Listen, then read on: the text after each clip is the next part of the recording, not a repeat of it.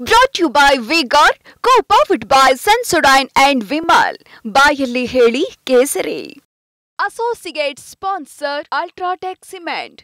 ಮಹಿಳೆ ಕಿಡ್ನಾಪ್ ಕೇಸ್ನಲ್ಲಿ ಪರಪ್ಪನ ಅಗ್ರಹಾರ ಜೈಲು ಸೇರಿದಂತ H D. ರೇವಣ್ಣಗೆ big relief ಸಿಕ್ಕಿದೆ. ಜನಪ್ರತಿನಿಧಿಗಳ ವಿಶೇಷ ಕೋರ್ಟ್ ನಿನ್ನೆ ಅವರಿಗೆ ಷರತ್ತುಬದ್ಧ ಜಾಮೀನನ್ನು ನೀಡಿದೆ. ಇವತ್ತು ರೇವಣ್ಣ ಜೈಲಿನಿಂದ ಹೊರಬರಲಿದ್ದು ಸದ್ಯಕ್ಕೆ ಬೀಸೋ ದೊಣ್ಣೆಯಿಂದ ತಪ್ಪಿಸಿಕೊಂಡಿದ್ದಾರೆ. ಶಾಸಕ ಮಾಜಿ ಸಚಿವ H D. ರೇವಣ್ಣಗೆ big relief.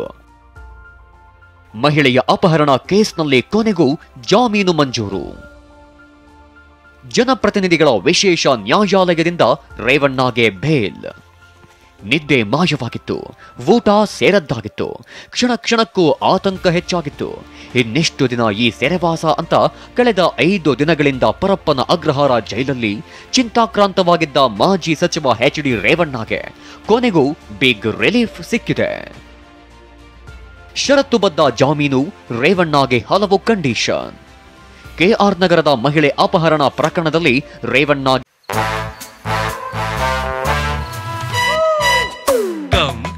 Come, my love, please don't say no, baby. Come, my love. V-Guard ನ air coolers extra large cooling pad ನೊಂದಿಗೆ ಇದು ಎಂತೆಂಥವರನ್ನು ಕೂಲ್ ಆಗಿಸುತ್ತೆ. V-Guard air coolers, long lasting cooling. ಜನಪ್ರತಿನಿಧಿಗಳ ನ್ಯಾಯಾಲಯ ಷರತ್ತುಬದ್ಧ ಜಾಮೀನು ನೀಡಿದೆ. ಹಾಗಿದ್ರೆ ರೇವಣ್ಣಗೆ ವಿಧಿಸಿರೋ ಷರತ್ತುಗಳೇನು ಅನ್ನೋದನ್ನ ನೋಡೋದಾದ್ರೆ, ಕೋರ್ಟ್ ರೇವಣ್ಣಗೆ ಸಾಕ್ಷ್ಯಾಧಾರ ನಾಶಪಡಿಸಬಾರದು ಅನ್ನೋ ಷರತ್ತು ವಿಧಿಸಿದ್ದು ಎಸ್ಐಟಿ ತನಿಖೆಗೂ ಸಹಕರಿಸಬೇಕು ಎಂದು ಹೇಳಿದೆ. ಅಲ್ಲದೆ ಇಬ್ಬರ ಶ್ಯೂರಿಟಿ ನೀಡಬೇಕು, ಜೊತೆಗೆ 5 ಲಕ್ಷ ರೂಪಾಯಿ ಬಾಂಡ್ ನೀಡಬೇಕೆಂದು ಕಂಡೀಷನ್ ಹಾಕಿದೆ. ಇನ್ನು ಕೆಆರ್ ನಗರದಲ್ಲಿ ಕೇಸ್ ದಾಖಲಾಗಿದ್ದರಿಂದ ರೇವಣ್ಣಗೆ ಕೆಆರ್ ನಗರ ತಾಲೂಕು ಪ್ರವೇಶಿಸುವಂತಿಲ್ಲ ಎಂದು ಷರತ್ತು ಹಾಕಿದೆ. ಅಲ್ಲದೆ ಕೋರ್ಟ್ ಅನುಮತಿ ಇಲ್ಲದೆ ಜನಪ್ರತಿನಿಧಿಗಳ ಕೋರ್ಟ್ ವ್ಯಾಪ್ತಿ ಬಿಟ್ಟು ತೆರಳುವಂತಿಲ್ಲ. ಅಂದ್ರೆ ರೇವಣ್ಣ ಕರ್ನಾಟಕ ಬಿಟ್ಟು ಬೇರೆ ರಾಜ್ಯಕ್ಕಾಗಲಿ ವಿದೇಶಕ್ಕಾಗಲಿ ತೆರಳಲು ಕೋರ್ಟ್ ಅನುಮತಿ ಬೇಕಾಗುತ್ತೆ. ಅಲ್ಲದೆ ರೇವಣ್ಣ ತಮ್ಮ ಪಾಸ್ಪೋರ್ಟ್ ಅನ್ನ ಕೋರ್ಟ್ ವಶಕ್ಕೆ ನೀಡಬೇಕು ಎಂದಿದೆ. ಇದಲ್ಲದೆ ಪ್ರತಿ ತಿಂಗಳ 2ನೇ ಭಾನುವಾರ ಬೆಳಗ್ಗೆ 9ರಿಂದ ಸಂಜೆ 5 ಗಂಟೆ ಒಳಗೆ ತನಿಖಾಧಿಕಾರಿ ಮುಂದೆ ಹಾಜರಾಗಿ ಸಹಿ ಹಾಕಬೇಕು. ಹೀಗೆ ಹಲವು ಕಂಡೀಷನ್ ಹಾಕಿ ರೇವಣ್ಣಗೆ ಜಾಮೀನು ನೀಡಿದೆ. ಎಚ್.ಡಿ. ರೇವಣ್ಣ ಜಾಮೀನಿಗೆ ಕಾರಣವಾದ ಅಂಶಗಳೇನು?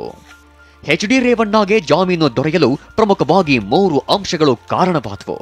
ರೇವಣ್ಣ ಪರವಾಗಿ ವಾದ ಮಂಡಿಸಿದ ಹಿರಿಯ ವಕೀಲ ಸಿ.ವಿ. ನಾಗೇಶ್ ಅವರು ಹಲವು ಅಂಶಗಳನ್ನ ನ್ಯಾಯಾಧೀಶರ ಮುಂದೆ ಪಟ್ಟಿ ಮಾಡಿದ್ರು.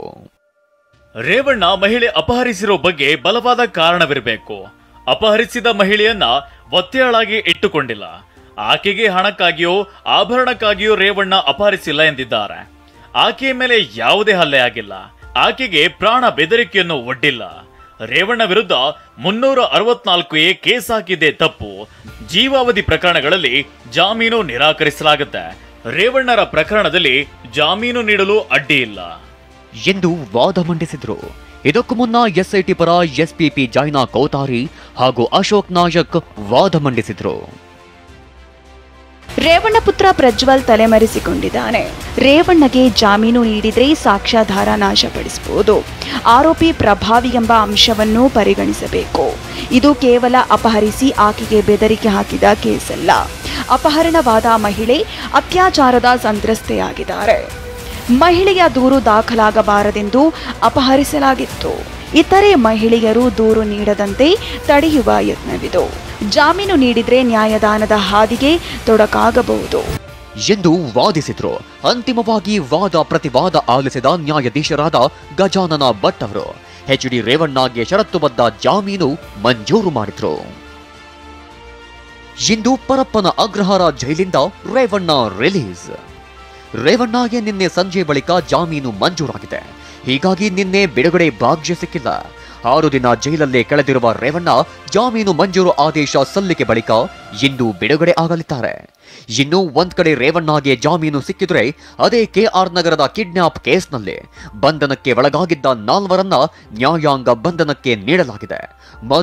ಮನು ಹಾಗೂ ಸುಜನ್ನನ್ನ ನ್ಯಾಯಾಂಗ ಬಂಧನಕ್ಕೆ ಒಪ್ಪಿಸಲಾಗಿದೆ. ಆದರೆ ರೇವಣ್ಣ ಆಪ್ತ ಸತೀಶ ಬಾಬುನನ್ನ ಎಸ್ಐಟಿ ಮತ್ತೆ 4 ದಿನ ಕಸ್ಟಡಿಗೆ ಪಡೆದಿದೆ. Ramesh, TV9 Bengaluru. Brought to you by V-Guard, co-powered by Sensodyne and Vimal. ಬಾಯಲ್ಲಿ ಹೇಳಿ ಕೇಸರಿ. Associate sponsor Ultratech Cement.